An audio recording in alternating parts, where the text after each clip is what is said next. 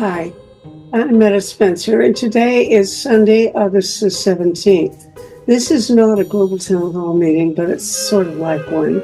This is a meeting of members I should put this over here closer. This is a meeting of members of Project Save the World, plus some of the new, a couple of the new subscribers, free subscribers to our Substack account. And we were having a conversation entirely about Gaza. My original intention was to also talk with the members about a plan I have for an inquiry into AI, but we were so engaged with the Gaza conversation, I didn't want to interrupt it for the latter. In any case, this is like a couple of hours long, and it's not necessarily a brilliant conversation. I would normally edit out things that are not so edifying, but I don't want to waste my time.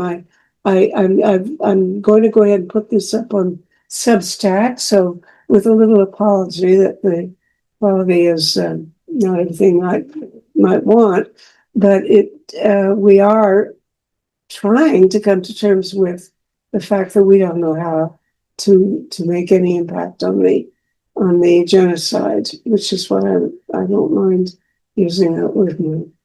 Okay, so join us now, and there's a place to, should be a chat thing below on Substack. So if you have things to say about Gaza, or in reply to any of the other comments, and by the way, I think I'll put the chat box contents there in the chat as well, if it'll let me, seeing as it doesn't let me put everything there that I want. Anyway, thank you, and join us. Yeah, it's difficult conversations are the kind of things Meta might be interested in, depending on the interface. Say again? Difficult conversations might be something Meta would be interested in if the interface is right. Well, of course, she wants to save the world, and that's what we're about. Well, we did one show about, I wouldn't call it about difficult conversations as such, but it was about this game that he's developed for solving particular global conflicts. I don't know whether you want to explain that. I have Doug Grant, who's joining us, I think, now, but I don't see his face yet. Anyway, go ahead, Ernest, and why don't you explain a little what you're doing? Hi, Doug. I'm not dressed appropriately. I'm working in the yard. Welcome, Doug. So nice to be here. Calling the work that I'm doing a game, but it's related to game theory. And yes, we kind of present it as a game because we do simulations. We invite the stakeholders to play games with it. It's like a game before they do the real thing. They have to practice their negotiation, practice how they're going to collaborate with each other before they do it for real. So that's the game part, but at the end, it's the real thing. Like if you watch the news lately, what Trump and Putin were doing, it's really pathetic. Okay, I want to greet two newcomers, or actually there's a third on the way in, Doug Grant, who I know mostly through his mutual interest in geoengineering. He's part of the Healthy Planet Action Coalition. And those guys publish more, I guess it's like a listserv. They are talking to each other. I don't think they ever sleep. They post things day and night. And Arthur Edelstein is in California. He's also muted. If you want to say hi, Arthur. Nice to see you again.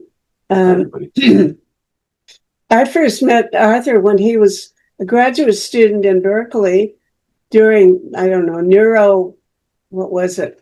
Brain stuff, right? Well, biophysics, not brain Yeah. stuff, but And biophysics. Paul Werbos knows a thing or two about brain research. But Arthur pushed off into other fields and has been doing computer work since then. And somebody like Marion is supposed to be in here. Rose Rice in here. Oh, we're going to have a good crowd here today. My goodness, that's great. I was afraid I wasn't going to have anybody. Miriam is only, I don't know who you are, but welcome you. And you're not your face. Yeah. Huh? Thanks for having me, Kaduri. Yeah, you're on Zoom, Yeah, but you're thank you. not showing your face. And it'd be nice to see you if you can. Yeah. Okay. Let me show you. So video now. It's just that. That looks good. Now, Um. where are you, Miriam? Can you see me? I'm in Nigeria, Yes, and yes, I'm I can see currently. you. Where are you? Yeah, I'm in the hospital. You're where?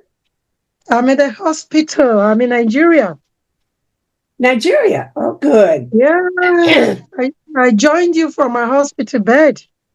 Well, that's great. Good to have you. In fact, especially good because I'm not sure I've had anybody on one of these get-togethers from Nigeria yet. So there's a lot going on in Nigeria, I guess, and maybe you can bring us up to date a little bit. Yeah, my pleasure, ma'am. I actually met with Menty Spencer in Cameroon. Yeah, I met her in Cameroon, and we've been in contact. Cameroon. The audio. Menty Spencer. The audio is not the best, or I mean, I don't have 100% hearing. But you said Cameroon, right? Yeah, I actually met with her in Cameroon, so we've been in contact. Okay. I met her in Cameroon, so we've been in contact. Okay. I am having a little problem with the hearing, but at any rate, you want to go ahead. I think maybe you other guys, can you hear her perfectly? Yes, I can. Okay. Oh, Rose. Okay. Thank you, Rose. Yes, Miriam, go ahead and tell us a little about yourself if you'd like to, because it's nice to hear somebody in Nigeria. I don't hear you. My name is Dr. Miriam Kadiri Ezolome. I am a Nigerian and I'm a social worker. I'm a retiree. I retired early from Shell Petroleum Development Nigeria, and I've been a social worker in the last 23 years. And I'm a member of the United Nations Consultative Forum. And again, the United Nations Consultative Forum, the UN Women, the organization that I'm CED founder for, is a member. We have a seat in the United Nations Consultative Forum. I'm a seasoned consultant. Yeah, I'm a consultant. I'm a gender specialist. And currently we have our organizations is in 8 states in Nigeria.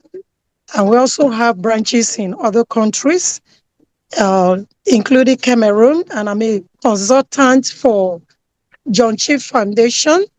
And John Chief Foundation is in 12 countries, different continents across the world, across the globe. And I just got my residency with American just on the 5th of this month. I'm going to be in American before 16th of January as a resident. You're going to be in the United States until January. Yeah. And what will you be doing in the United States? Yeah, I'm going to be volunteering with the non-governmental organizations and also work as a consultant. I'm going to be shuttling. Okay. Well, I'm sorry that I'm not hearing everything. Maybe somebody can kind of repeat a little bit of what she said for my benefit. Okay. I think the doctor said that she is on the United Nations Consultative Forum on, I believe, women's issues, correct? Some special group. Yes. Mhm. Is that correct, Miriam? Did I hear you right? Yes, ma'am. Yes. Okay. Yes, ma'am. And they will be having meetings in the U.S., a consultation. Yes, ma'am. Uh-huh. And she has applied for permanent residency in the U.S., correct? It's been approved. It has been. I have the 16th of January to be in America. So The you may 16th of January 2026. So you may become an American, is that it? Eventually? Yeah, I'll be there before 16th of January. Mm-hmm. Mm-hmm. And her specialty is social work. Yeah. Mm-hmm. And a gender specialist. A gender specialist. Mm-hmm. Specialist, yes, ma'am. So I currently consult for World Bank, African Development Bank, and the United Nations projects in Africa. Okay. Well, that's terrific, and welcome to our continent. Yes, ma'am. Have you ever been in North America before? Yeah, I've been in America severally, but history tells us Atlanta, Maryland, and all that. But New York. May I ask her? Several times. Yeah. Yeah, Rose. Thank you. Yes. When you say you're a specialist on gender issues, have you, in your work with the UN, attended the Commission on the Status of Women meetings that take place every March in New York City? Yeah, I had my staff that attended for this year and last year because I had a dual visa process under the American Embassy, and they actually didn't grant me a visa, a tourist visa, because my immigrant visa was under process. Okay. But I just got approved, and I've gotten the immigrant visa. I got the immigrant visa, and just last week Monday. Yeah. Okay, I'm going to put us on gallery so we can get a good look at each other all over. And I'll say some names here. I don't know whether your layout looks like mine, but Charles David Tauber is a friend in Vukovar, Croatia. He's a psychiatrist who deals with people who are always suffering the effects of the traumatic effects of war, conflicts. Okay. He trains. We're working with some people that you might know. Is there somebody speaking in the background? Please mute yourself if you're not on.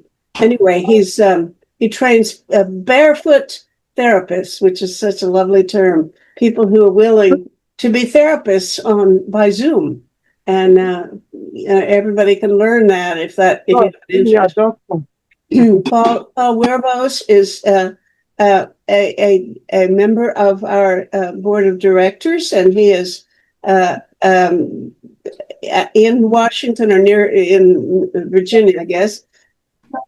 Worked for many years at the National Science Foundation, deciding who got grants to do what kind of research, which is a very powerful kind of research. But his own background originally was he got quite a lot of recognition for his mathematical research, which produced the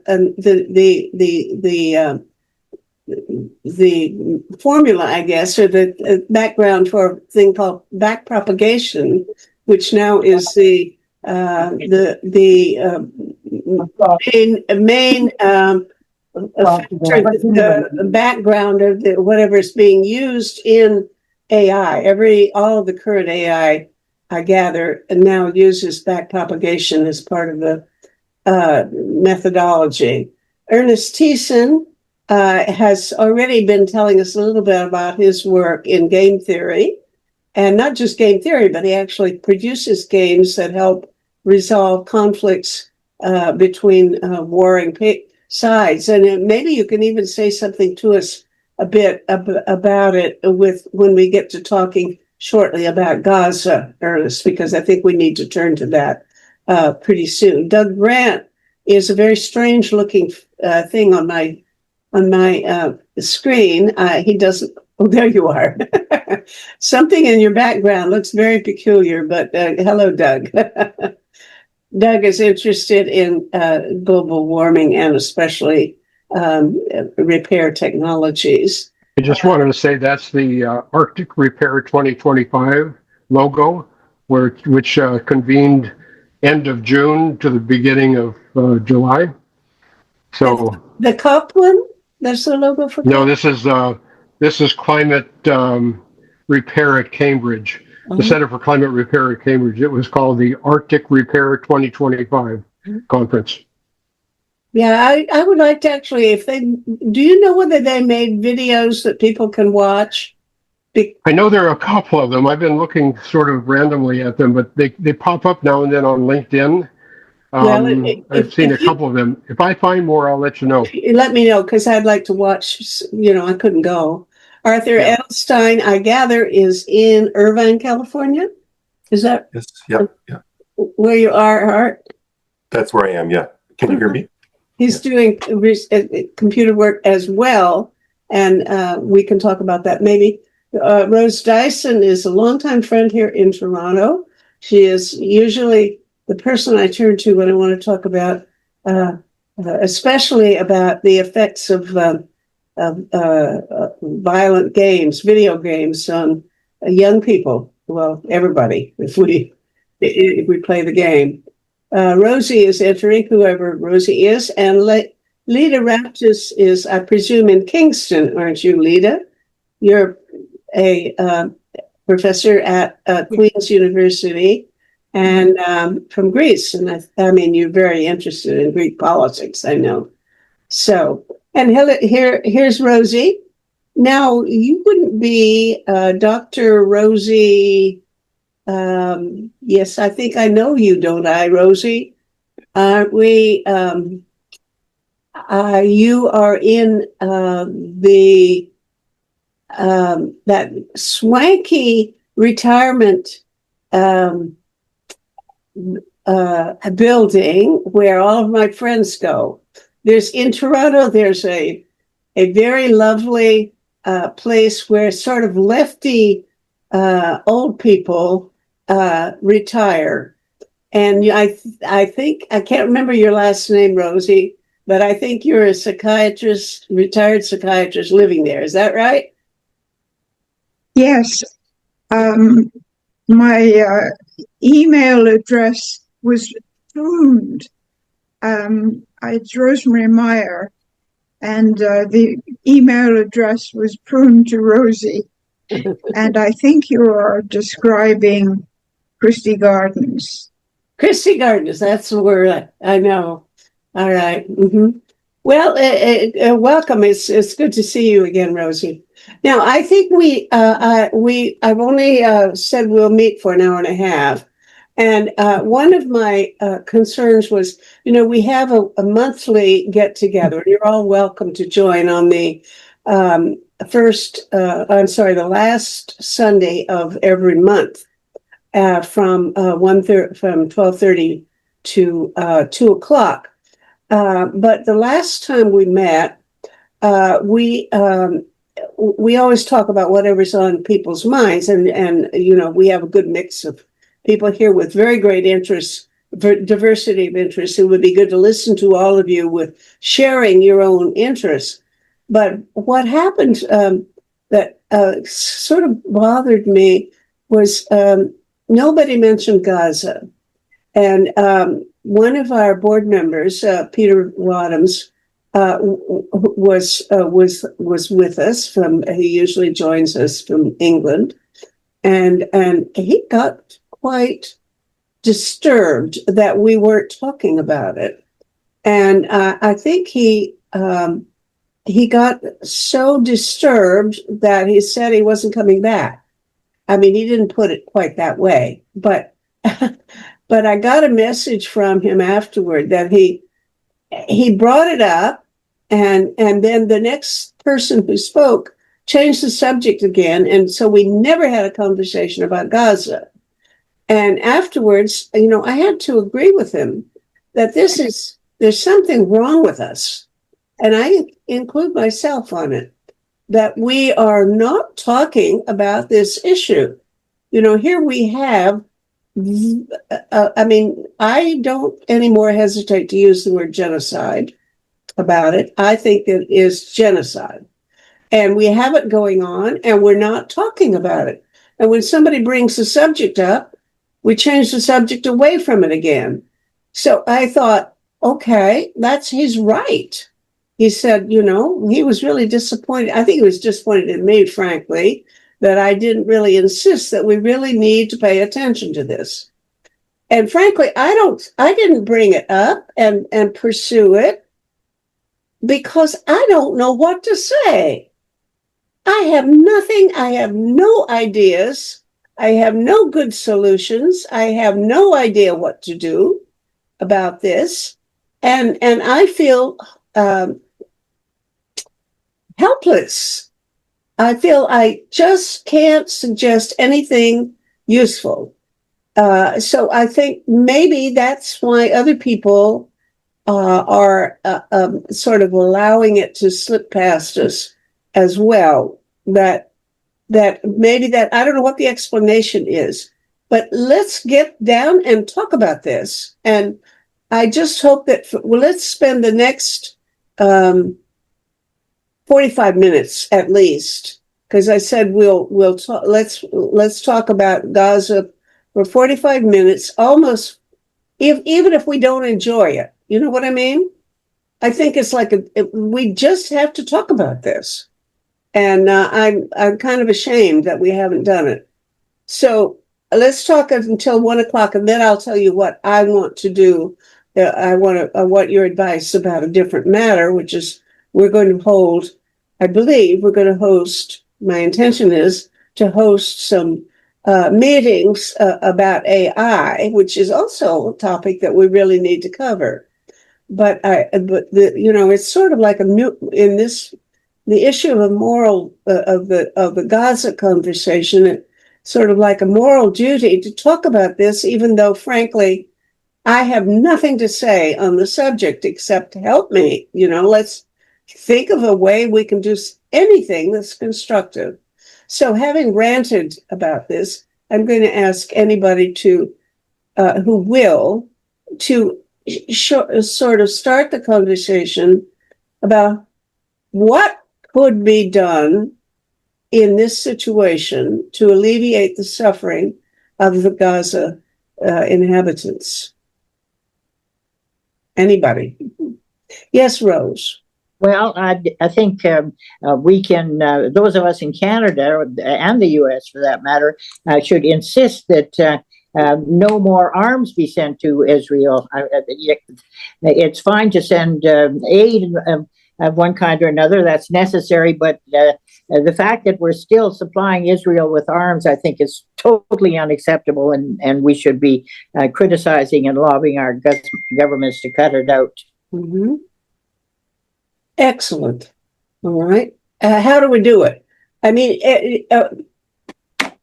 are there people who really can't bring themselves to do that? Do we know friends who actually still want that to continue for Canada and whatever country you're in? I guess the U.S. certainly. You guys in the U.S. would know. I'm sure the U.S. is supplying weapons. Are there people in the U.S. who would say, don't turn off that spigot or I won't vote for you? Is that what's behind this? I think in part it is, but there's also the problem of any criticism of Israel is often framed as anti-Semitism. Now, I have a number of Jewish friends who have join the chorus to insist that there's a difference. It's possible to criticize Israel's foreign policy and not be demonstrating anti-Semitism. They're two different things. And that's a good thing to talk about, I think. I have some thoughts, but I want to hear you. Yeah, Charles. No, sorry. Oh, you want to ask me? Look, I grew up Jewish. I'm a pacifist. I think that all so-called defense should be defunded. I'm also a Quaker, and I think we should be working for nonviolent solutions to peace, and that includes Gaza. And as far as I'm concerned, governments are, I don't want to use the word enemy, but they're preventing this. And yeah, that's where I stand at the moment. I'm horrified by it. I'm also horrified that people who call themselves Jews can go against the word of God and carry out these acts. And the Jews should know better because they underwent genocide quite a number of times. So I think we need to begin to get people together, and there are enough people who want to do it. There are enough people who are willing to have meetings, to train people, all the rest of it. Does anybody know about public opinion polls?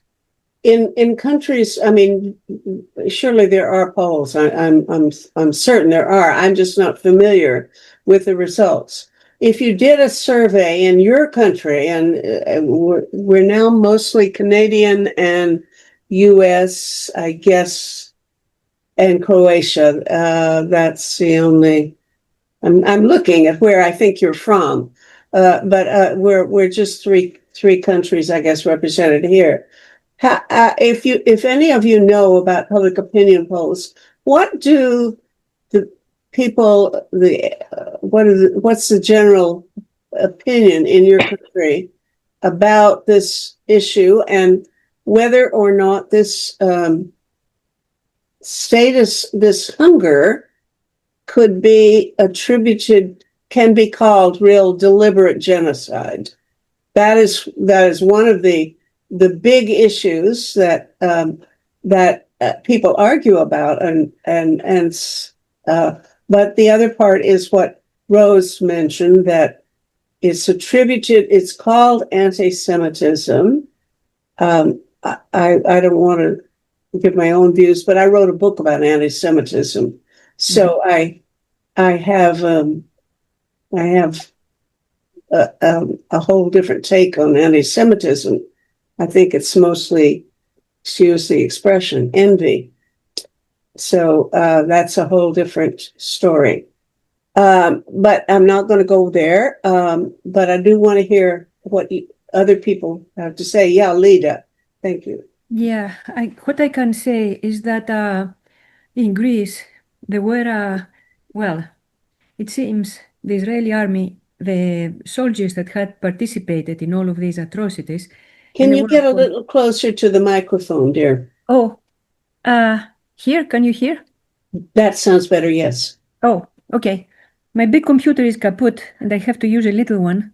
So anyway, there are huge demonstrations about the Gaza, and especially quite recently, even yesterday, there were the Israeli army, they give a furlough, that is a leave for a week to the soldiers that have fought in Gaza, Israeli soldiers, so that they can go for a cruise to the Greek islands.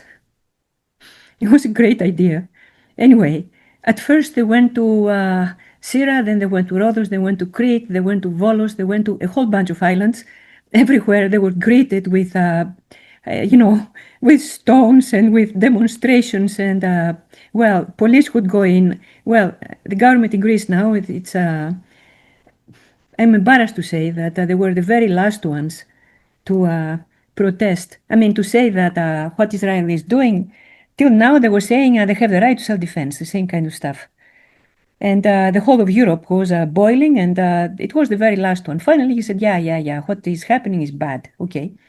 But the people, I mean, the crowds, are very much, I mean, the government is not, does not have any great popularity, but there were great demonstrations, especially in the islands. The symbol was this ship who was going from one island to another, and nobody dared to get out of the boat because they would be greeted with demonstrations. And then finally, the ship went to Piraeus, the harbor of Athens, the biggest harbor in Greece. And this is where there is the harbor authority and all of that.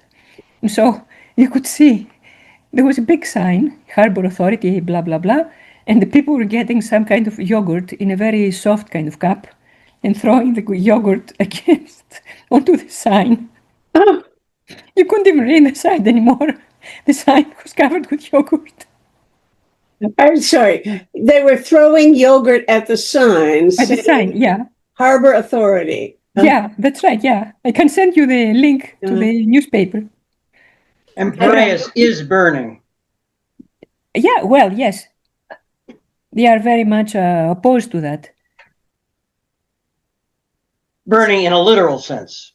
Literal. That's true. I mean, there are terrible fires all over Greece, yes. Okay. Yes, but I meant in terms of the issue of Gaza.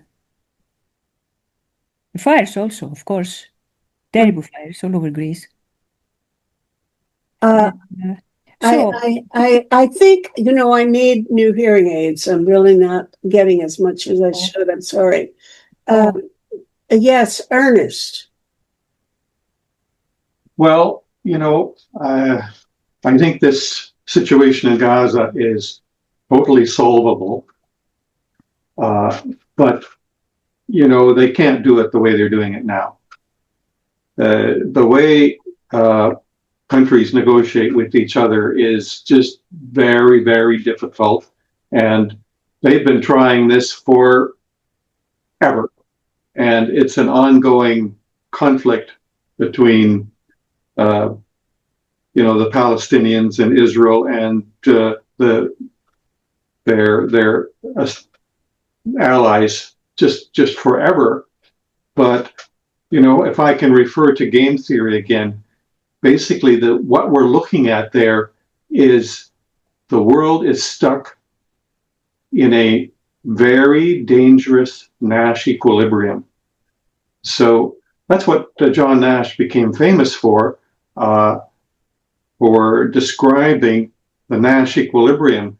It was something in contrast to what the world believed at the time, that Adam Smith's theory said that everything is being optimized, but it isn't.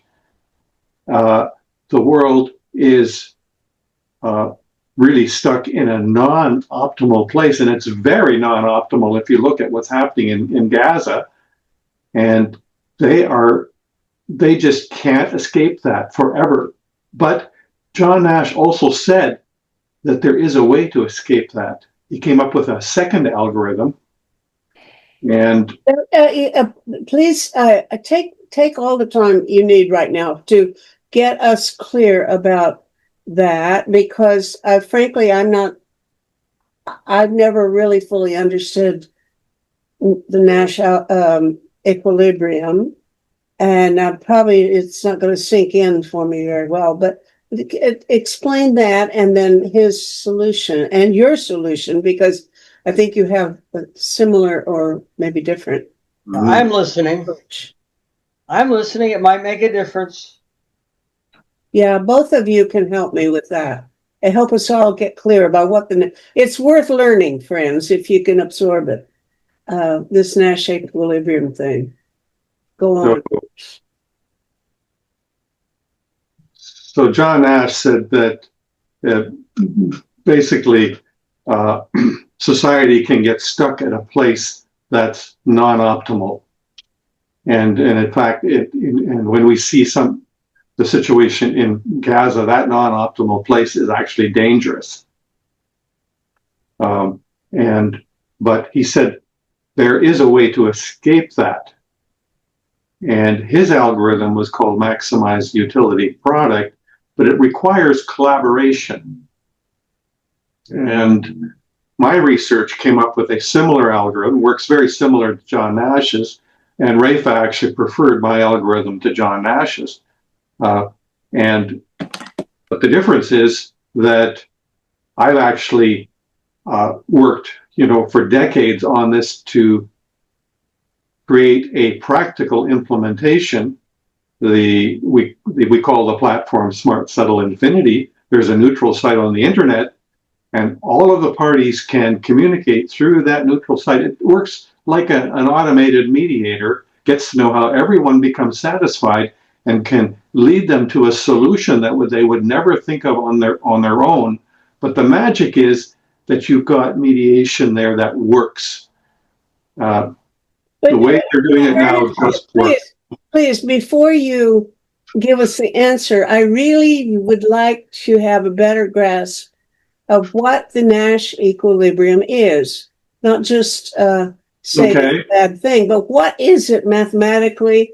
Not that I can understand it, but what maybe I should give Paul a chance at that. I think he's also an expert on this subject.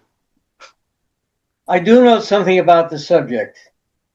And what I've learned from a lot of interactions is if I tell people what I really think, it causes trouble because it's too hairy and the assumptions are different. But John Nash, forgive me, I still remember riding in the taxi where he died, basically in Princeton. I came up to Princeton that week and got to interact with all of the people involved. And I know what von Neumann's view was. So you don't want to be confused with distractions. No, I do. I want to know what is the Nash equilibrium. Now help me, really. Somebody. Okay, well, there's a Mickey Mouse version of it. There is a Mickey Mouse version. Okay. You have N players, and each player just maximizes his own utility as if it was just him. And each of the other players act as if it's just them. So it becomes a war of all against all. And a war of all against all sometimes ends up badly, the way wars sometimes do, depending on the rules of the game. Well, this sounds like everything people knew forever. You didn't need Nash to say that if people are selfish, they don't get along. Now, bear in mind, I'm biased. I am a follower of von Neumann. And von Neumann complained to Nash. When Nash presented this great idea to von Neumann, he said, see, I can work out the mathematics of what the players should do to reach this equilibrium. Von Neumann said, you don't want to reach that damned equilibrium. You want something else. You want a Pareto optimum. And Nash and von Neumann never got along because Nash felt he discovered something great. And people use it because there are a lot of wars. And you try to predict how the wars will work out. There is a more positive aspect. I remember when I was funding this area, there was a German guy who said, you need to learn more about Stackelberg. And Stackelberg studied how do you change the rules of the game, maybe by one good player, so that the Nash equilibrium becomes compatible with the Pareto. And so it becomes a challenge in how do you design a market? How do you design an interaction system such that the Nash equilibrium becomes a good solution? And that's an important research challenge.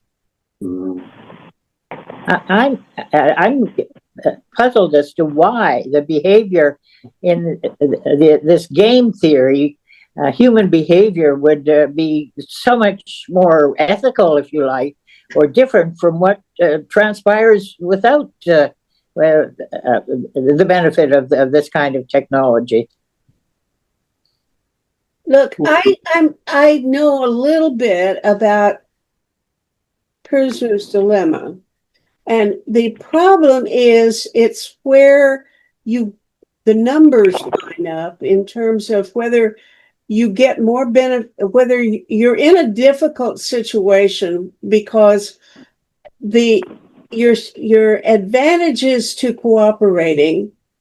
If you cooperate, you can get along fine, and the success, how many years in prison you'll get will be much less if you cooperate.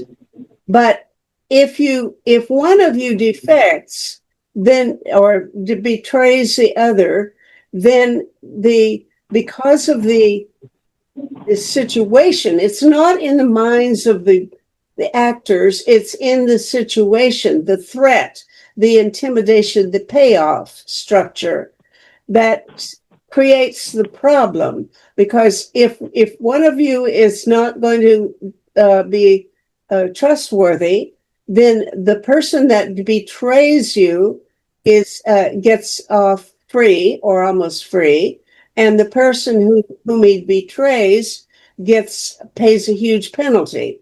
So you're stuck there trying to think, well, can I trust this other person? If I can, then we'll both benefit. But if I think he's going to betray me, I'd better be the one to do the betraying. Now that's the dilemma. And it's not in the minds of the actors, it's in the situation they're confronting, what the payoff is for various actions or decisions on their part. Now that much that's what game theory looks like. And I know that the Nash equilibrium has something to do with the structure of the payoffs such that there's no good answer. But I really wish somebody could explain the mathematics or at least the logic of the problem so that we could understand why Nash equilibrium is an issue. Well, Meta, if you understand the prisoner's dilemma, you've been describing it, it's pretty simple. If you look it up and you just search for prisoner's dilemma, anyone who is not familiar with it, and study that, and you'll see that if they don't get any help, outside help, or they don't figure out how to collaborate, then they're stuck at a very bad situation, and that's the Nash equilibrium. Basically, what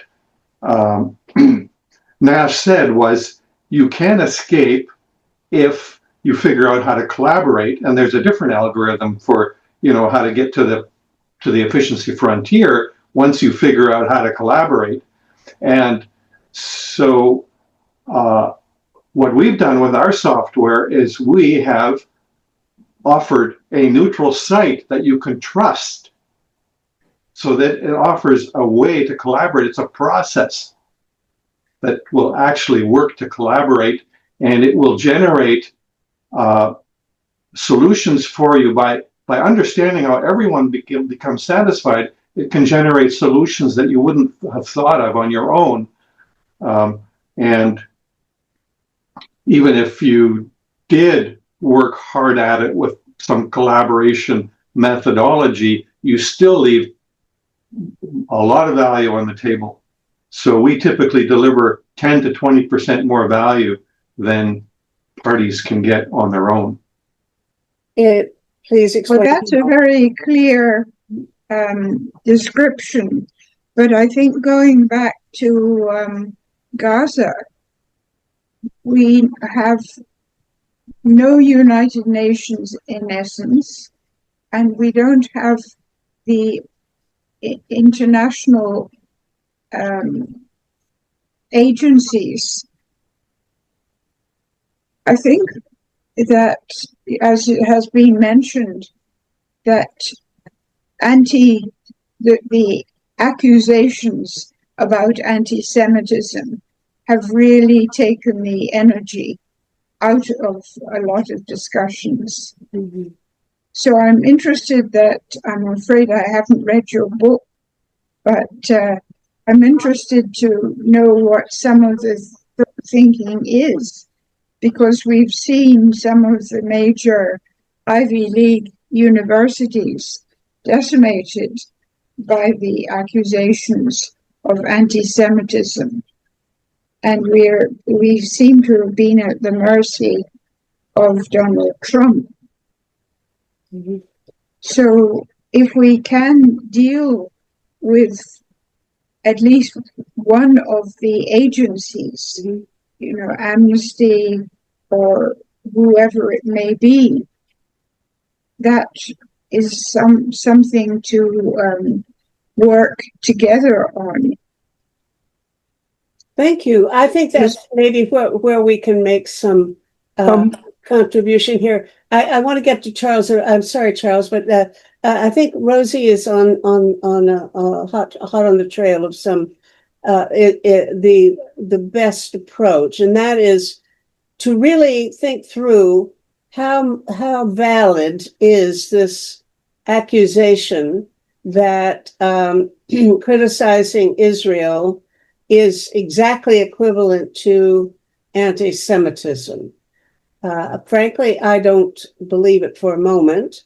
And I taught for 40 some years in universities, and I never ran into anti-Semitism. Frankly, the places where anti-Semitism exists would be places where people feel they've been excluded themselves, and they're resentful of Jews for being successful.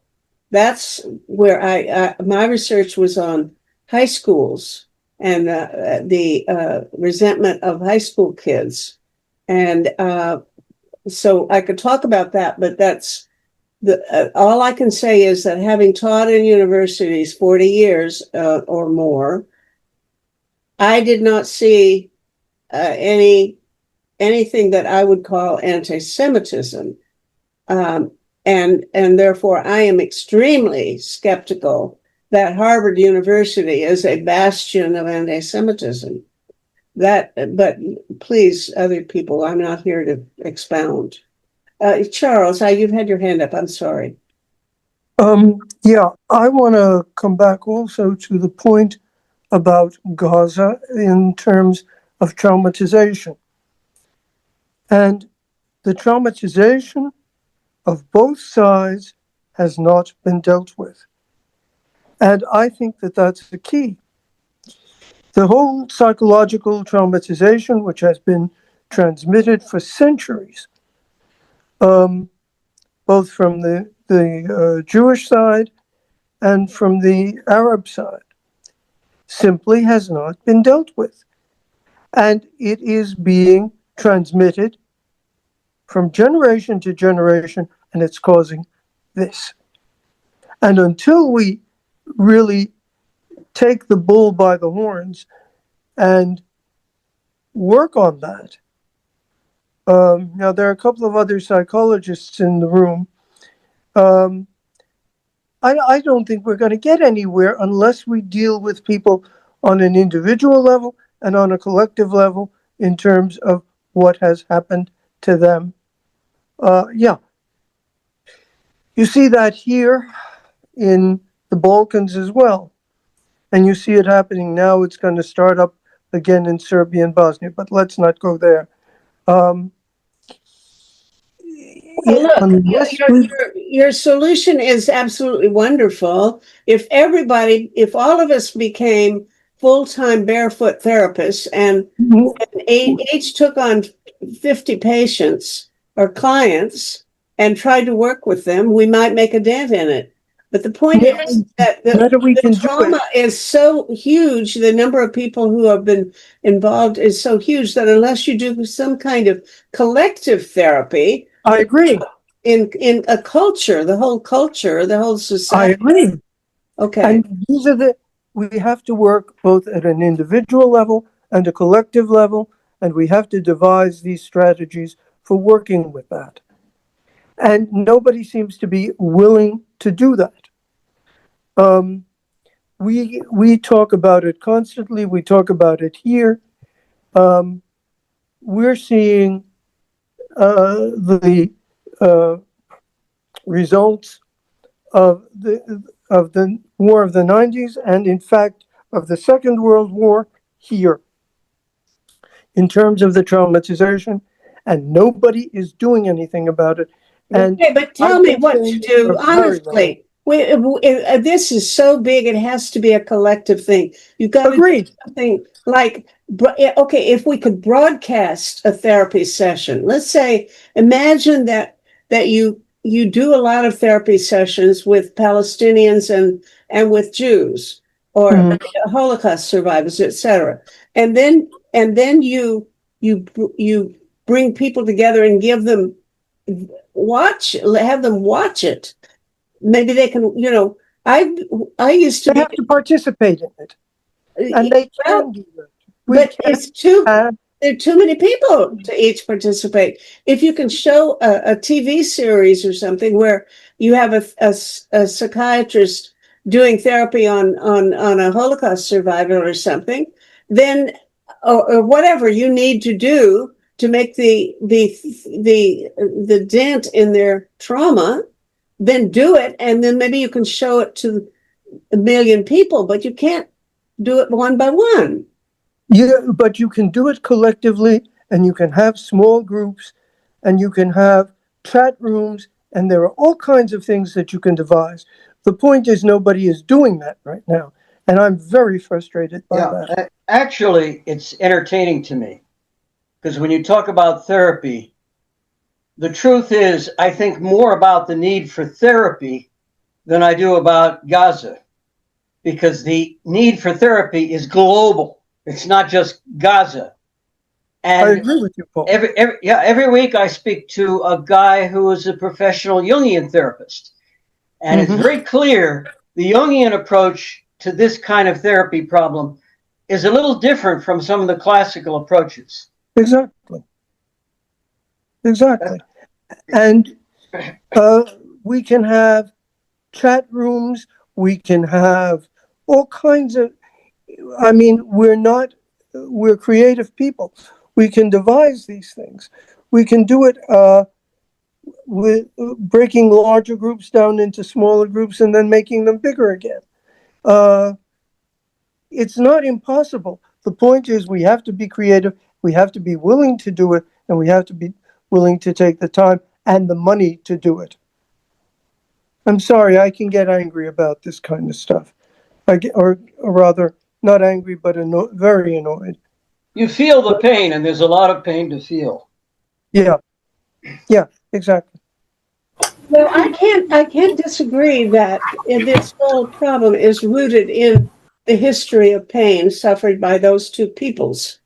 On the other hand, going back to the game theory, I really think that when you talk about game theory, my understanding is that what you have to do is talk in terms of how to change the payoff structure that's available to the players so that they know if they do this, make this kind of decision, they'll get this kind of reward or punishment or benefit or tragedy.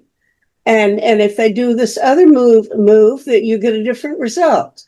So changing the actual payoff structure may be done in various ways. If you can change the economy, what will happen if, and it does happen in geopolitics, the negotiators get together and say, well, if we reach this kind of agreement, here the kind of financial deal that we can offer this group, and this other group will get this kind of payoff, etc. Or you can. And that's exactly the Stackelberg approach, which the German guy lectured me on. And the question is, can you apply the Stackelberg approach to the design of the new global AI platforms, which is something we'll talk about later. But the payoff matrix is critical. And I think AI has a great deal to contribute in this sense.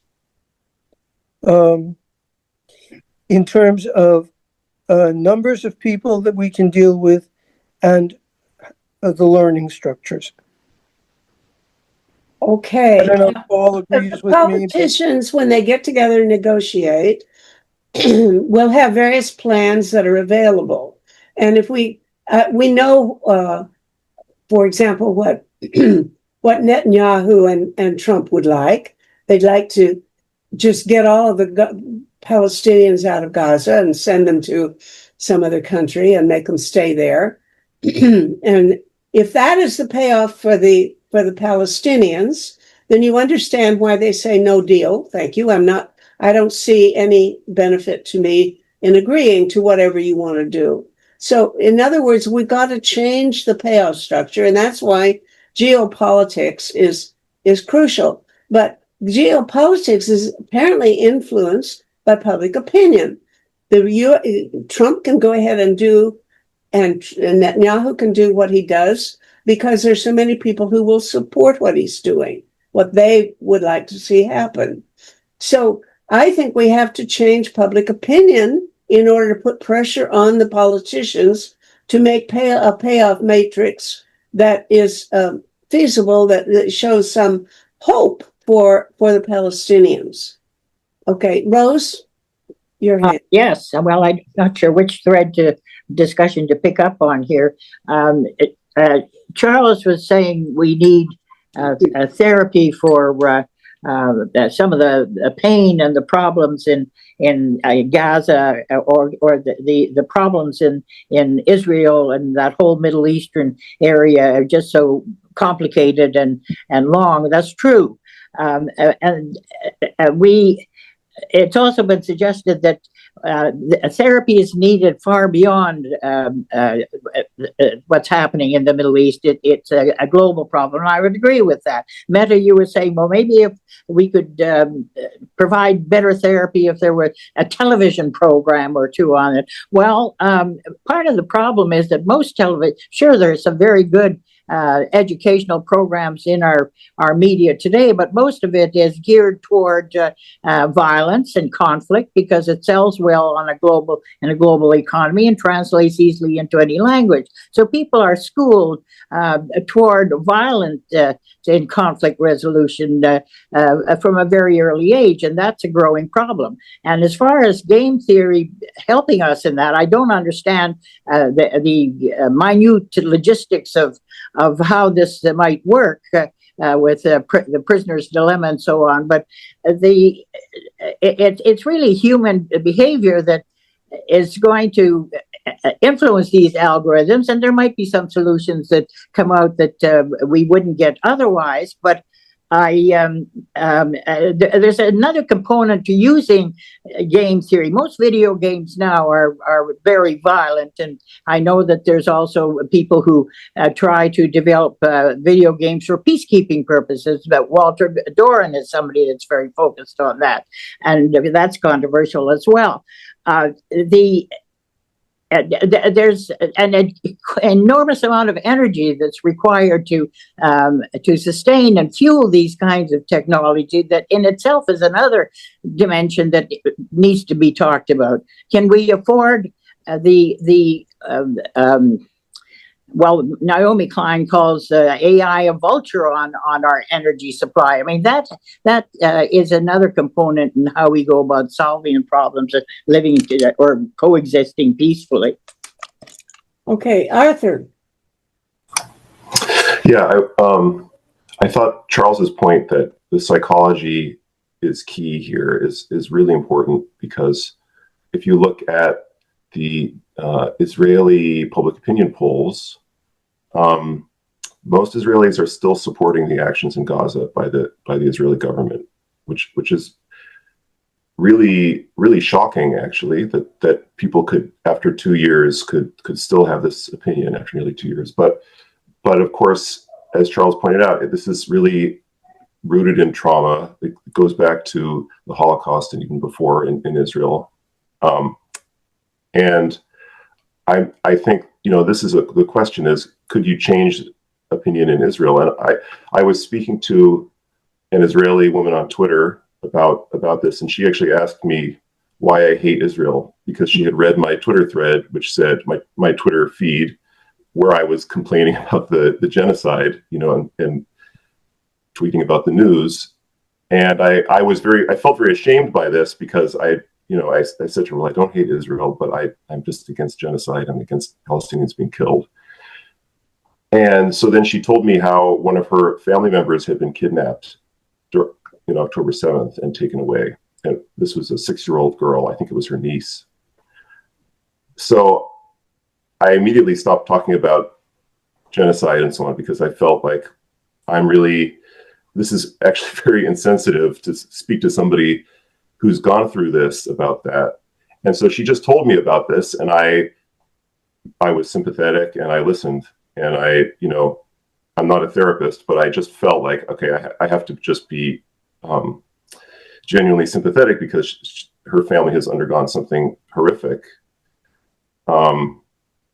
And then a couple of months later, she actually contacted me again and said she had changed her mind about the genocide, in part because of our conversation. Now, I hadn't done anything to try to persuade her at all. But I think the sense that I was getting is that she needed to sort of talk about this trauma that she'd experienced as part of her family. And that's what's kind of missing, is this understanding from outside that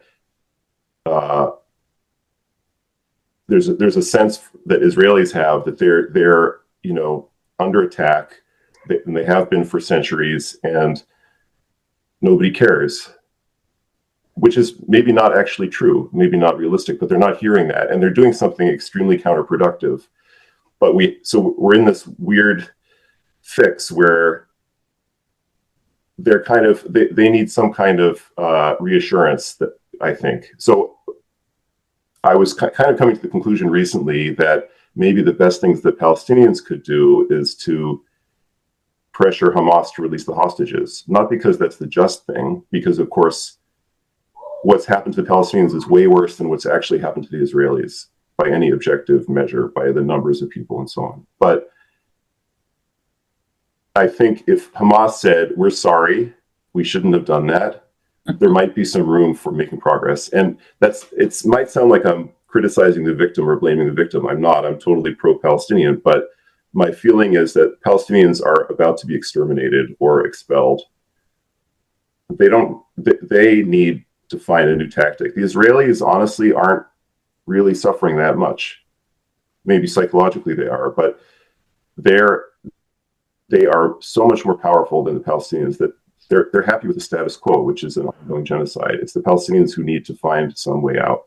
And I think that's thinking about the Israeli point of view is the only option really to try to change that. If they continue to hold the hostages and say, well, we have the right to self-defense, which is technically true, that they do have international law on their side, that they're going to basically the situation will continue and they'll be gradually exterminated. Thank you. Lida. I think we cannot talk about it as if everything started out of the blue on October 7th with Hamas. I was reading that, for several years before, Netanyahu was supporting Hamas. And the reason behind it was that the Hamas were the extremists. If it was only Abbas, the Palestinian Authority and so on, that were reasonable, let's say, then they might have ended up with a two-state solution. To avoid that, in a very kind of a warped kind of way, he supported the Hamas that were the extremists to show how terrible Palestinians are. And they want to eliminate the Jews, so the only way is to send them all to live somewhere else. So we have to see things in context. And I do not mean context of 3,000 years ago, because that's next to irrelevant, because there are today lots of Zionists. They are saying West Bank is Samaria and Judea and this and that. That was when? The times of the Bible. So, the Old Testament. Even the New Testament was after they were eliminated by the Romans and so on. So which time are you going to say that somebody has the right? There has not existed Israel for a few thousand years. It was either the Byzantine Empire or the Roman Empire before that or whatever. It's not that simple to say it started with a bunch of criminals that killed 1,200 people and took hostages. So what I mean is that there has been the Oslo Accord at some point, where they said we have to have a two-state solution. How come it was never followed? Rose, you want to comment? I'm not hearing as well. I apologize, friends. Can I come closer? I don't know. So, so I think this another part of the problem is that you're trying to solve it in too small a space. This is really an international problem. It's a worldwide problem. The whole world needs to be involved in the solution. And I have a proposal to hold a peace summit at a place that would be reasonably neutral to the world. One possibility is Turkey. Have Erdogan host a peace summit in Istanbul. And there we can, before we get there, we have all the major players involved in a simulation so that they are ready to actually negotiate a solution that simultaneously stops all the wars and gets rid of all the nuclear weapons and diverts the money to the UN sustainable goals. Rose? Kind of hard. Thank you, Ernest. Are you asking me or Rosie? Oh, I beg your pardon. I'm talking about Rosie. Okay. On my screen, she's identified as Rosie. You're muted. You're muted. I was going to give my regrets as I have to leave quite soon, but I think we need something that is a pretty immediate, not solution. We can't aim for that, but dealing with the terrible murder that is going on, the war that continues. Mm-hmm.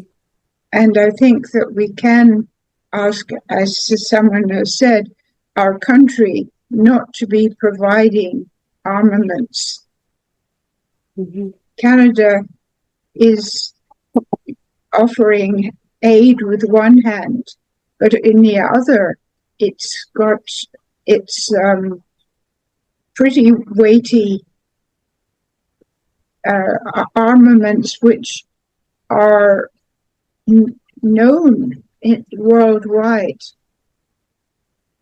So that is one thing.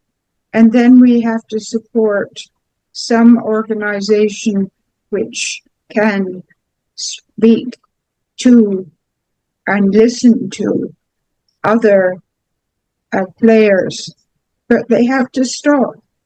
So you need something like the Doctors Without Borders to come in and to support them. I mean, they are in at great risk at the moment. Mm-hmm. But anyway, I have to leave, I'm afraid, to this discussion just now. Okay. Thank you. Good to see you again. Charles, you have your hand up. Yeah. First of all, I want to go along with Arthur and Ernest. And Arthur was talking about listening. Now, we have to listen to one another, and we have to get people listening. And that's going to start at an individual level, whether we like it or not. And it's going to take time. And we have to start with these small, I won't say they're small initiatives, they can be large initiatives, but on a relatively individual or small scale level, where people get together and talk and listen to one another, because people are not listening. They're preaching and they're screaming and the rest of it. And unless we listen, nothing's going to happen. And that's what's happening now. And that's very unfortunate. And and we have to get rid of the politicians, forgive me, but the politicians are out for themselves and not for people. And we see that here too. Well, I agree with Charles. I agree with you, Charles. It's definitely really important, but I would promote a two-pronged approach. The listening and the deliberate analysis to find a solution. You can't just listen. You have to also figure out what the solution is. No disputing it, Ernest. I agree with you. Yeah. Well, I think everybody is agreeing that it sure would be helpful if people were less traumatized. And the question is, how can we get them less traumatized? And I think you're saying that is a very long-term proposition. But the people in Gaza are starving now and dying every day.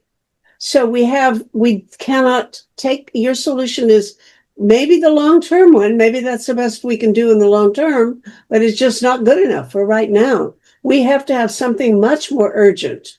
I don't know. I think we need to change the offer, the payoff matrix, what people will get for various options if they agree to this or that. The negotiators have to get together and make a deal. And they have to, the deal they make has to be based on their calculations of whether what's on offer for various options is to their advantage or not. So this is all very pragmatic and very,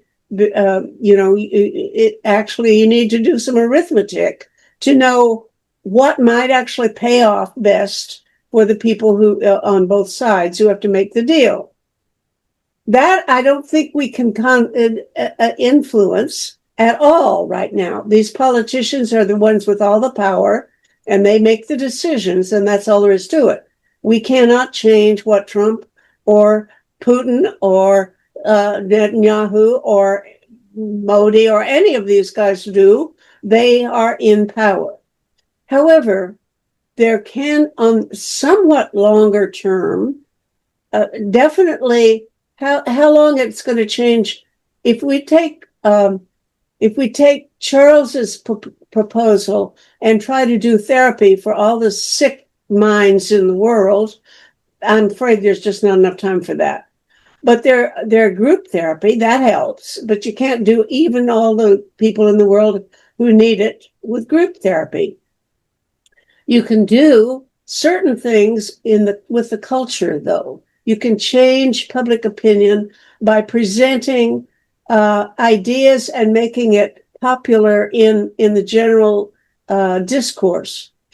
I noticed in my day today on the New York Times, there are about 10 different articles about the final episode of a TV show that I didn't know existed.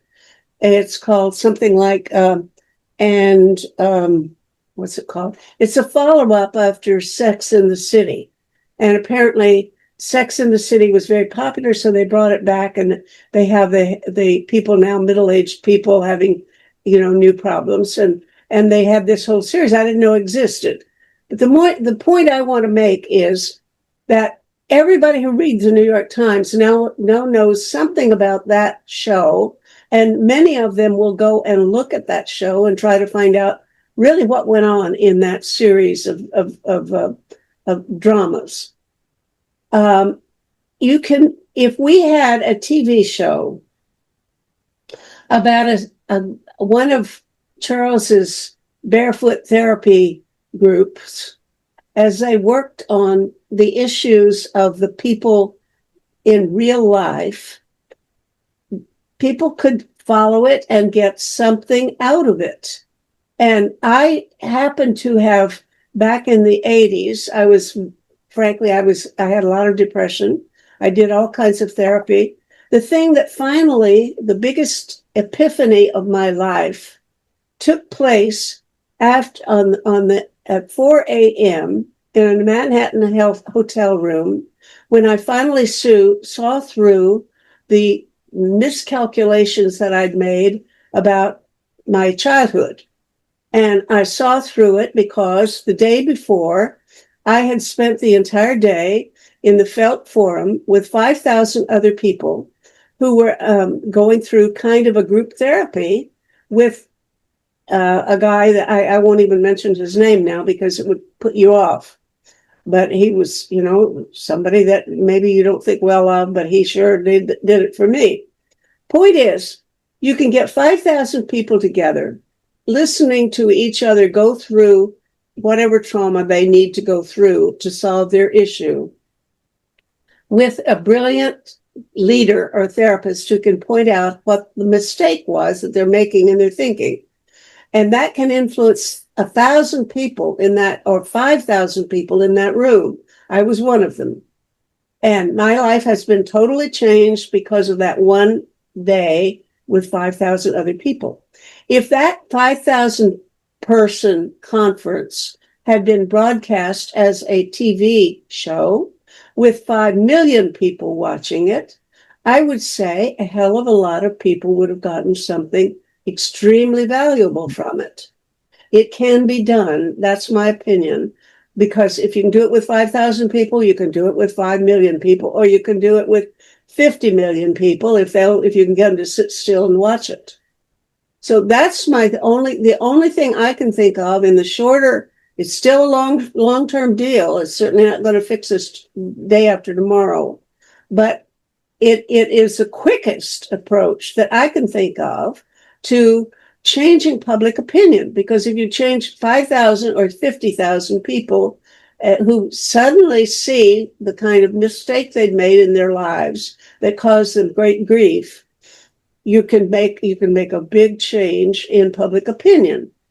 And I think that is possible. It's not even being discussed as a real option, but otherwise what we're stuck with is either doing individual therapy and hoping that we can make a difference one by one, which frankly is not going to work, not in time, or somehow put enough pressure on the people doing the negotiating, as yesterday Putin and Trump did in Alaska, where Putin got Trump to change his mind and his whole policy.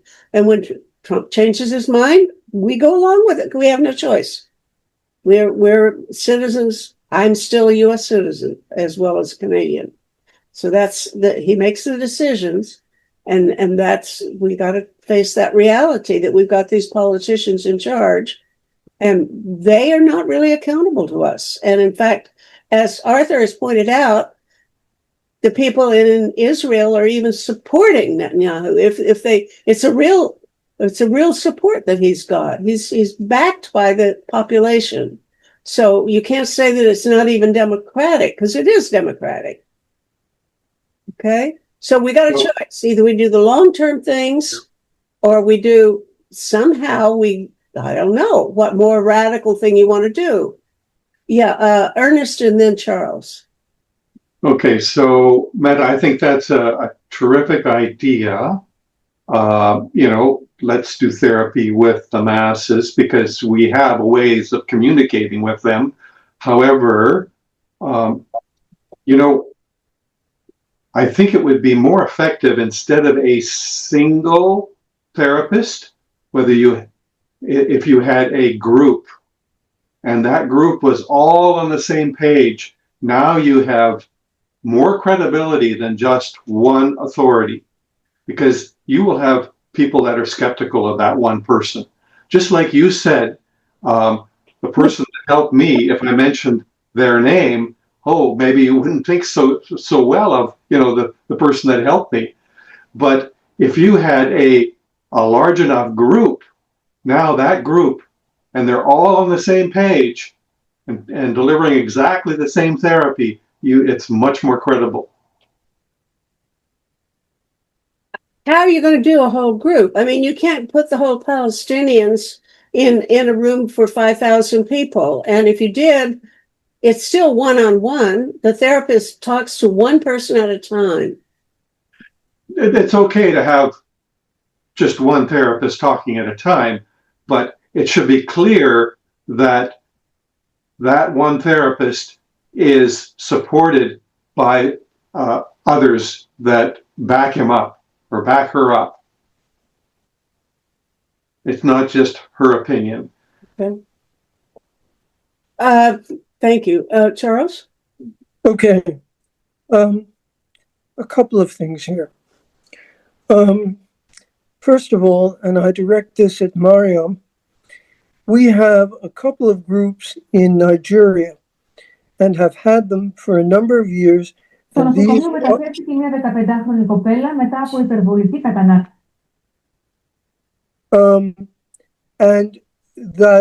and these are basically people from NGOs who are teaching other people. And so there is a very, very large, how shall I say it, wave effect, that you're getting a multiplication effect, that you're getting people doing this and they're learning, they're teaching other people to do this. One of these people, for example, is now working with a number of groups of teenagers. That's one thing. The second thing is we don't have to listen to quote unquote leaders. We have to be ethical and we have to do what we think is right. And if you're a religious person, you would say that going along with God's laws rather than man's laws. The third thing we have is AI. And we can develop AI programs to teach people how to do this and to have the reconciliation and work on that. Now, all of these are not short-term or easy answers. And we have, but if we're going to do something, we have to start doing it. And maybe I'm speaking too much of it, but maybe what I'm saying is impractical, but I think it's possible. I don't think it's impractical. I think it's going to take a lot of work, and I think it's going to take a lot of input, but it's not impossible, I don't think. Paul? Yeah, it's interesting how Charles and I have something in common. I also am something of a Quaker, and we may have been listening to the same voice here. When people were talking about the economies of scale in therapy, how hard it is to reach individual people as individuals, aside from some big TV program. I remember that that's what AI is for to some extent, trying to leverage information flows so that many individuals can have different information flows tailored to them. So building up therapy systems and networks which can reach individuals not by one big TV program, but by some kind of new platform or network. Yeah. I've heard it said that might be the solution to the problems in Israel.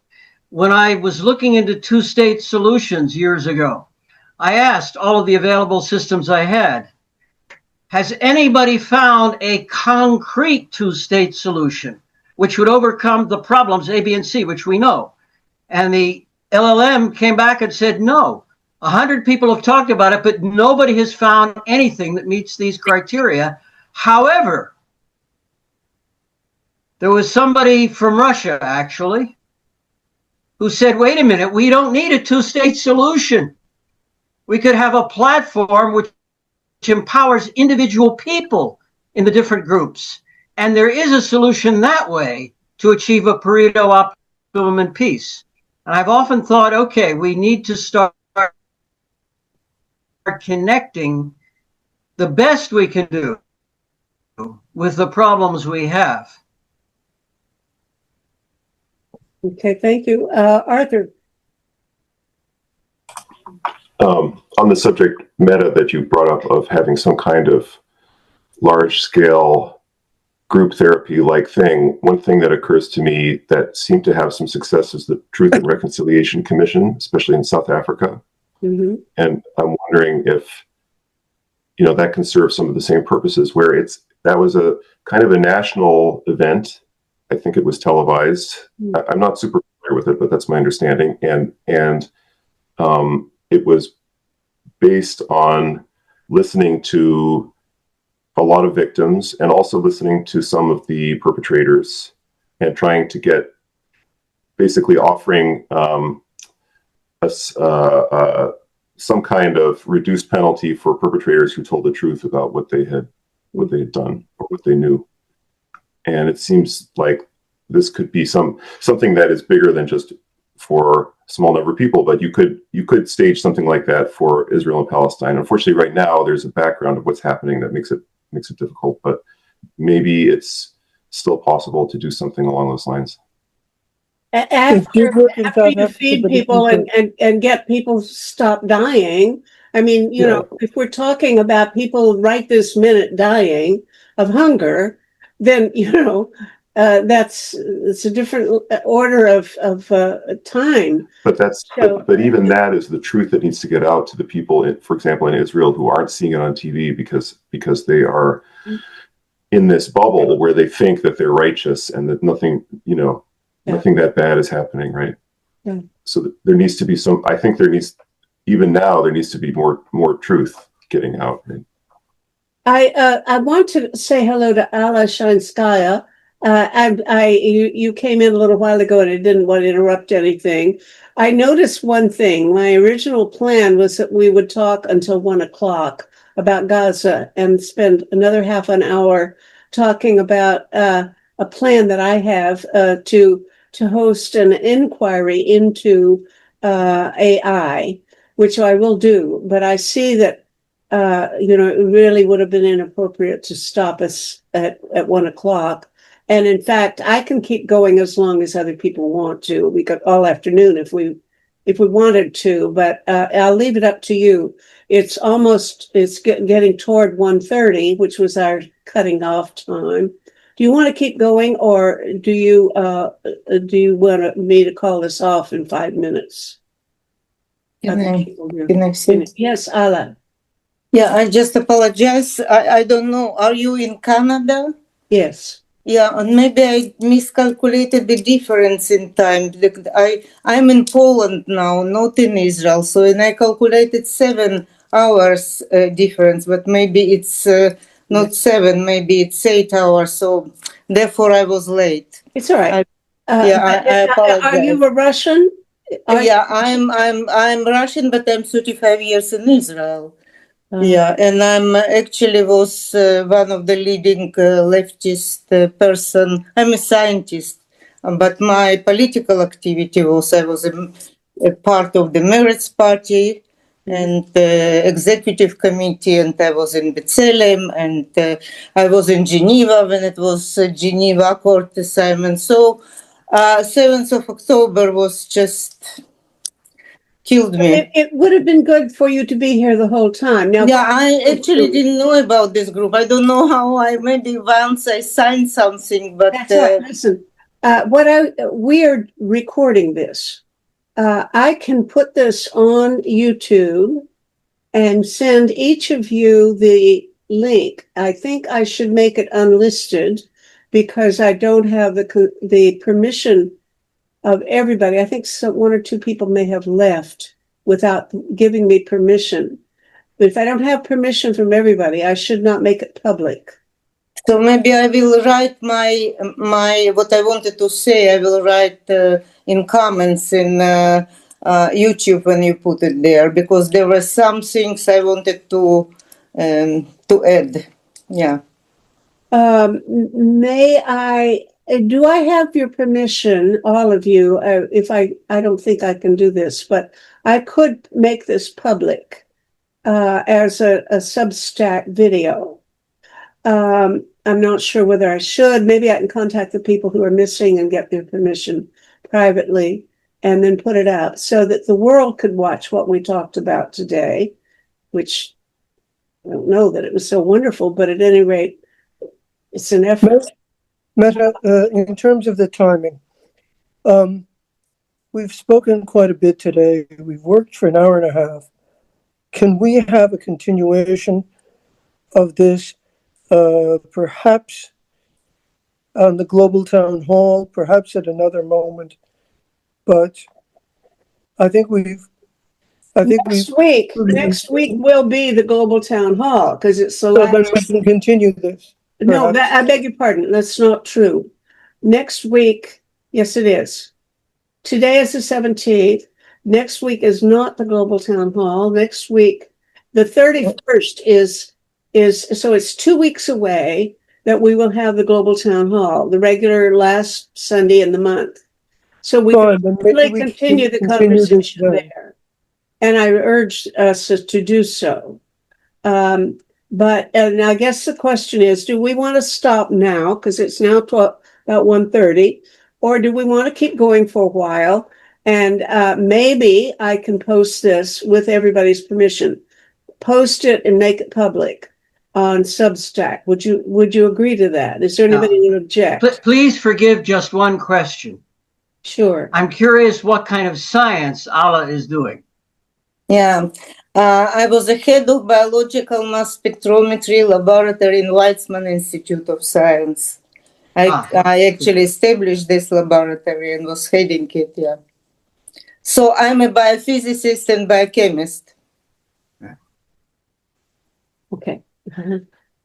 Now, is there anyone who would object to having this be public, this conversation? No objection. Well, I'll try to contact the other people and get their permission, and then I'll put it up. I might edit out my own loquacious comments a bit because I do go on and on. But then 2 weeks from now, we'll have the Global Town Hall, and we can certainly continue this conversation. I hope we do. In the meantime, if I do put this up, it will be available on our Substack account, and that is the link to our Substack account is projectsavetheworld.substack.com. Got that?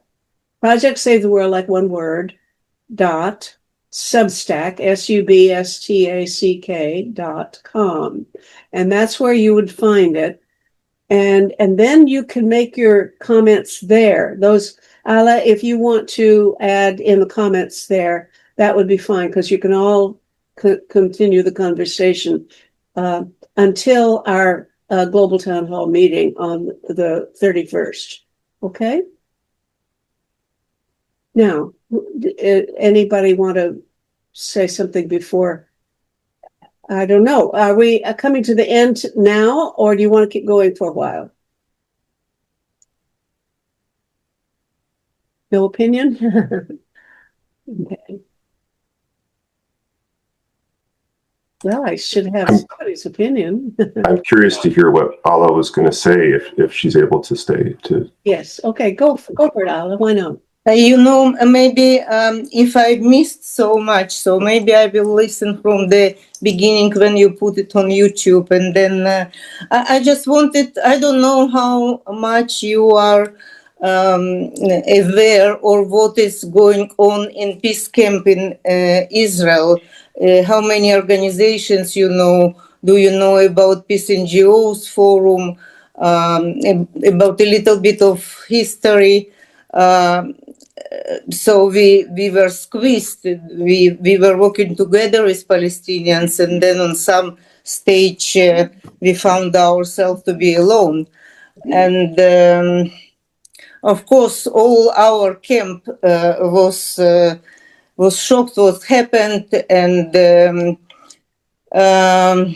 it took a while to many people to come back, and I'm still not there.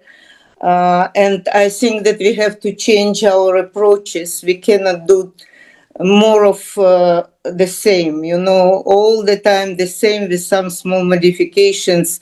for more than 20 years what I'm doing for peace, having many friends, knowing the Palestinian authorities, meeting with different people, including different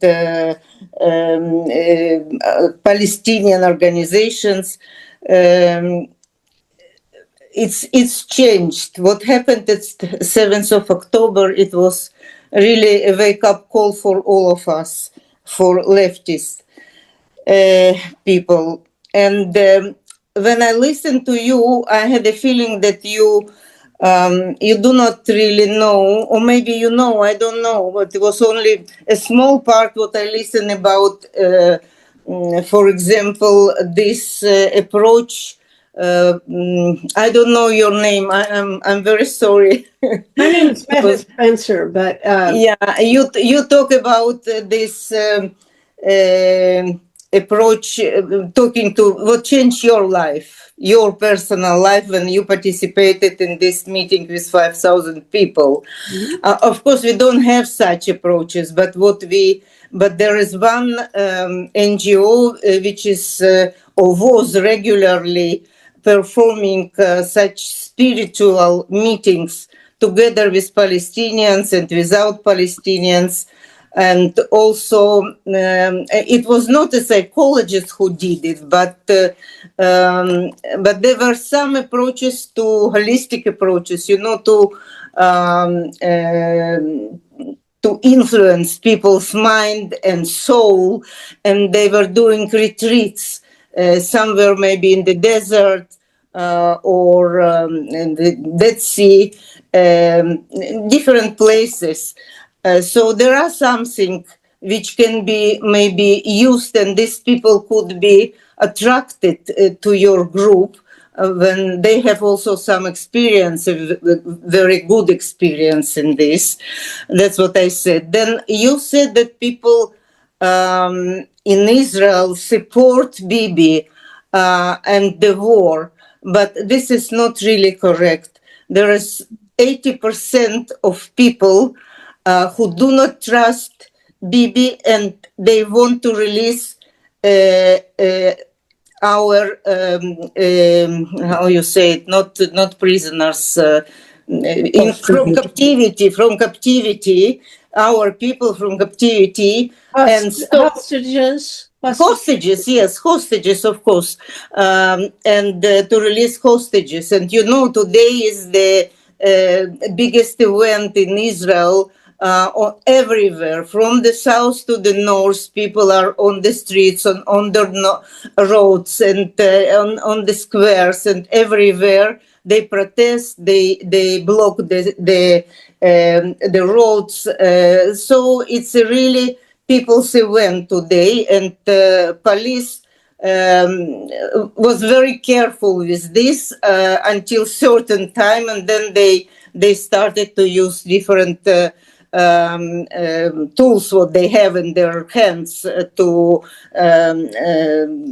get people from disturbing the traffic and so on. So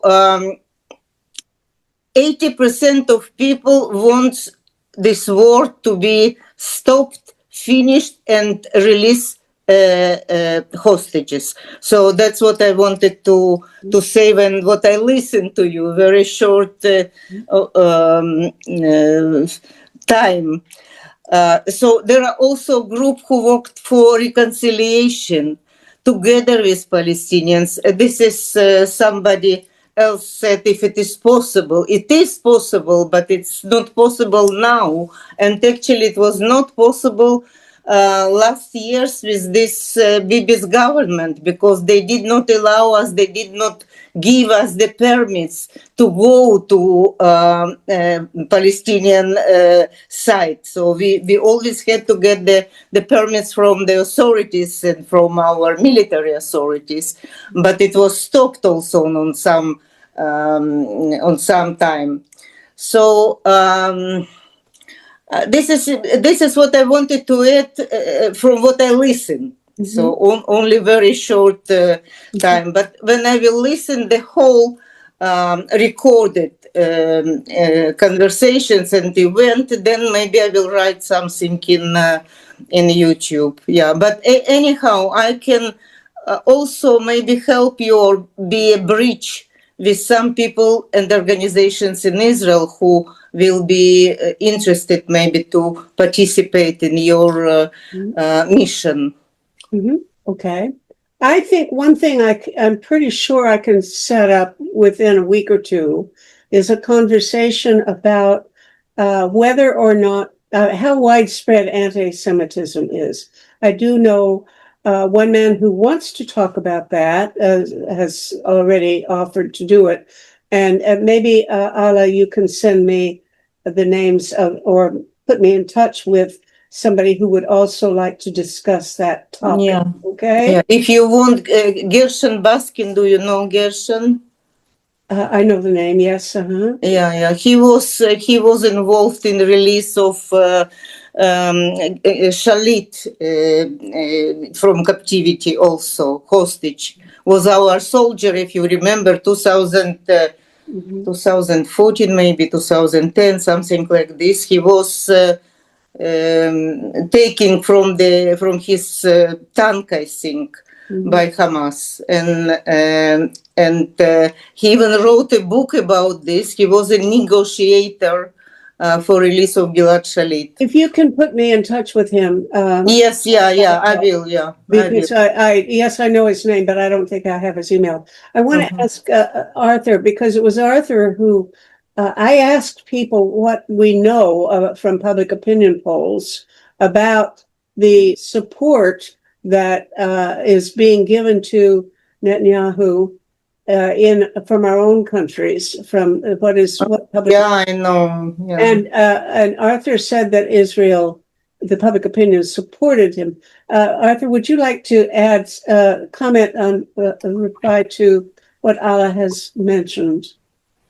Yeah, I'm definitely not an expert. So, but what I had read was not that they support Netanyahu personally, but that a large percentage of Israelis believed that, well, basically we're not opposing the war per se. They want the hostages home, and there's some disagreement about how to accomplish that, but that the majority of Israelis were still not ready to object to the war in itself. And so that seems to give an opening for Netanyahu to continue the war and for his government to continue the war.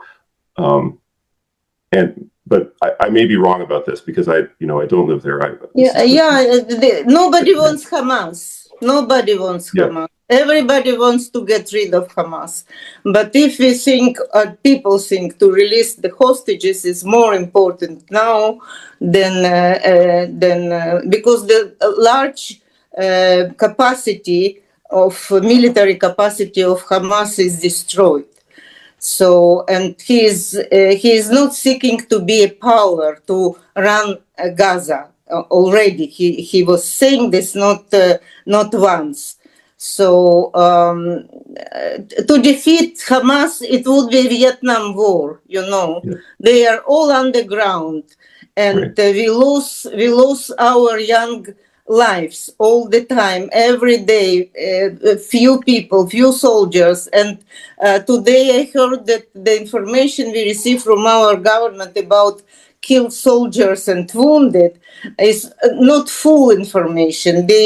It's very strange for me because somebody found the discrepancy between the information medical provide about wounded soldiers who were treated in the hospitals, and our government who is talking and giving the number about wounded soldiers. So the number of treated soldiers is at least twice as big as what they say, the government is saying. So it's something new which came out recently, and I don't know how this will be, what will follow, what will be the development of this information. So therefore people there are a small group of parents or families of abducted soldiers, not soldiers,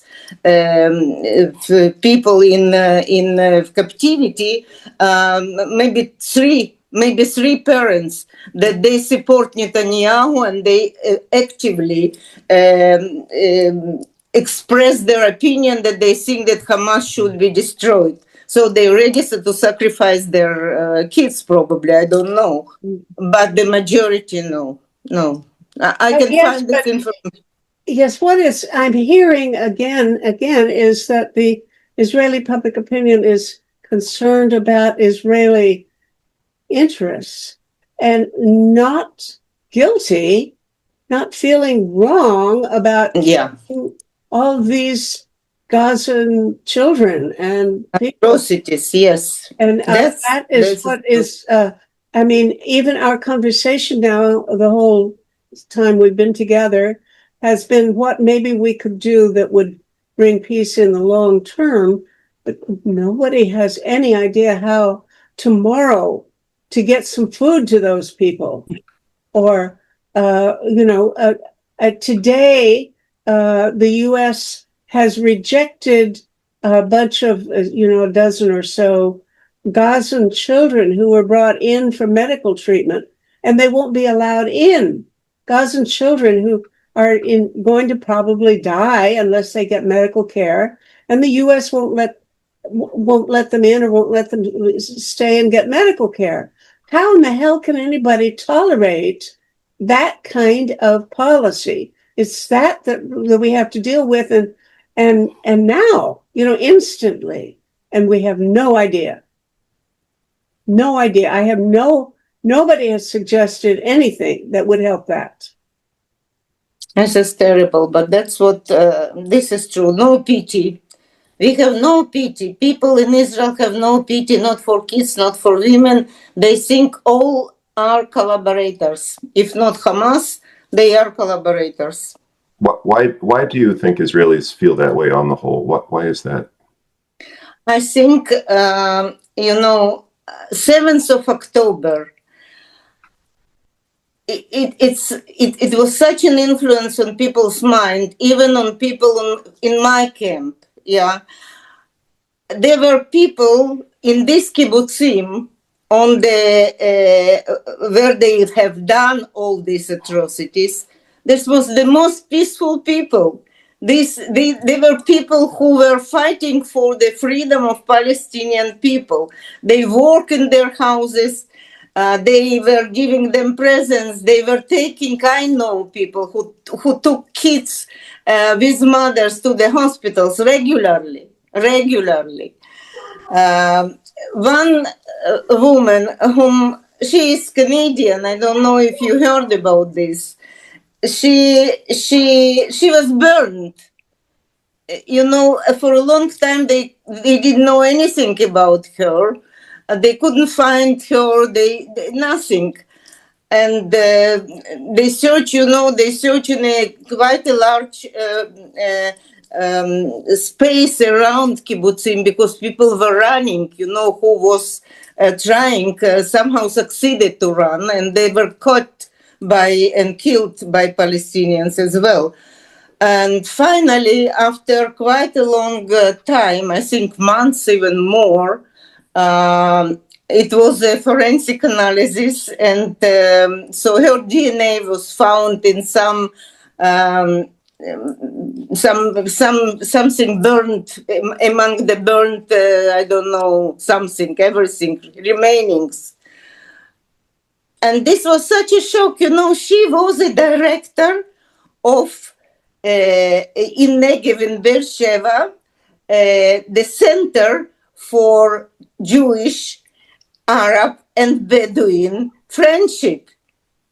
For a long time, small, tiny, gray hair, very shy woman of, I don't know, maybe 70, something like this age, who made Aliyah to Israel maybe 40 years ago, 35 years ago. She was also, I think she was a member of the board of New Israeli Fund.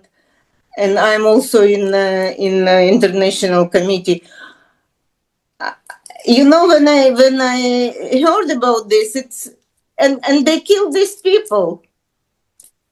You understand? Yes.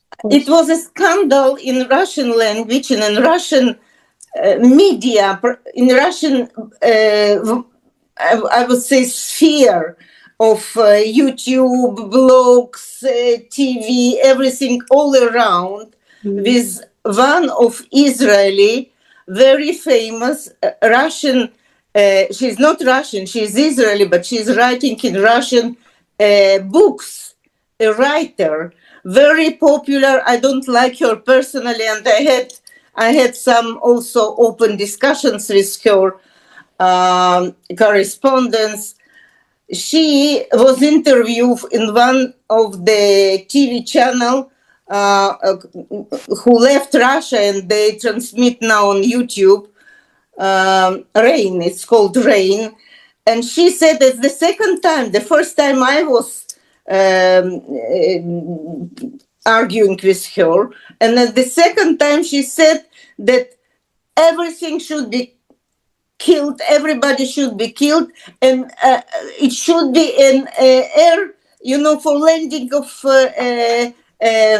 aircrafts. What asphalt should be put on Gaza, because kids and mothers and elderly and everything, they are all Hamas.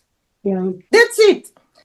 Yeah. And therefore I said this, you know, it's therefore I'm saying that people, there are some extremes, of course. She is, you know, what she said, nobody even from the right could have supported. But actually now people who agreed for peace solution, who maybe were not fighting for peace, maybe were not leftists, maybe were not merits, but they were thinking that it should be Palestinian state, it should be two-state solution, and they would have been voting for peace, but now they just cut themselves. And they say, a tragedy, you know, and I hear you, and I'm sure Arthur does too, and that is really the tragedy. What happened? And Charles would say that on both sides, when you see your friends being murdered mercilessly and cruelly, of course there are people on both sides who have great challenges how to process their emotions now in the new situation.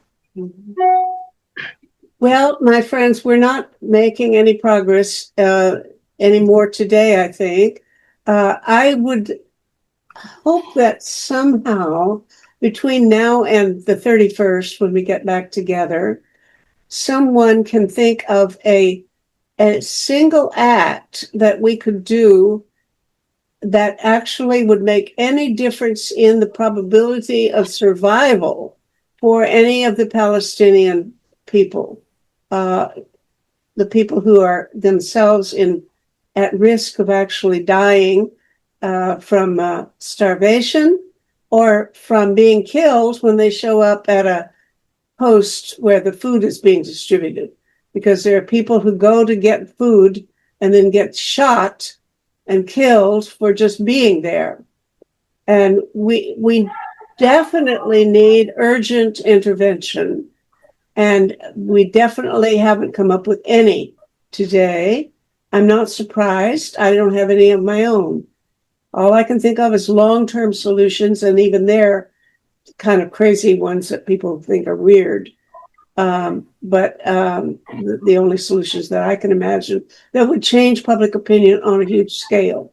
So we have now we're closer to 2:00 than 1:30. So I think we probably need to end now. And everybody my email is mspencer@web.net. If you want to contact me with any further information or simply wait, I'll see if I can put this on a Substack, but I need to get everybody's approval. And I'm not sure that I can. Thank you all, and blessings to you for showing up. And we need I'm sure we're all thinking about it, and we'll see what we can come up with, if anything. Oh, yes. Thanks, Linda. Thanks for inviting me. Absolutely. Thank you. See It was you. very interesting to meet you. Yeah, thank you. Okay. Thank you. Bye.